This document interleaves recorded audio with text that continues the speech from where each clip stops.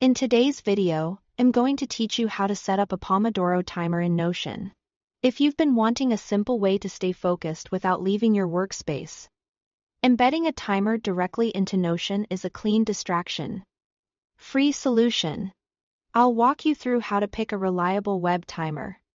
Grab its link, embed it on your page, and size it so it fits perfectly on your dashboard. First, select a timer source. You can use a web-based Pomodoro timer, such as PomoFocus or Study With Me. Both are straightforward and run in your browser. So here is nothing to install.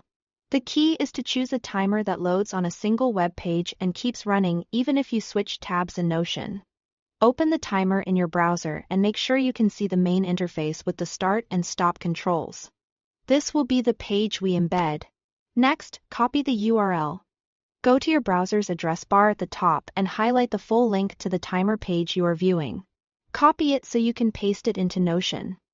If the site offers multiple views, stick with the standard timer screen that usually embeds the cleanest and avoids unnecessary clutter. Now, embed the timer in Notion. Open the Notion page where you want the timer to live. This could be your daily dashboard, a project hub, or a study page. Click into the page and type /embed. You'll see an embed block appear. Paste the URL you copied into that block. Then click Embed Link. Give it a few seconds to load. You should see the timer interface appear right inside your Notion page. If the preview looks slightly different from the original site, that's normal.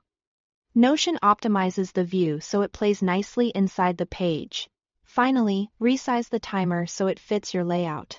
Hover over the embedded widget, and you'll notice handles on the corners and edges.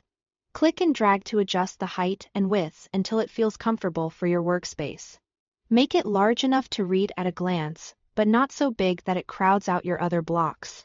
If you prefer a compact dashboard, a narrower, taller widget often works well if you want full visibility during deep work sessions. Give it more space so the controls are easy to reach. And that's it. You've selected a timer, copied its URL, embedded it in Notion, and resized it to fit your flow. Keep this block on your main page so it's always ready when you sit down to focus. Thanks for watching.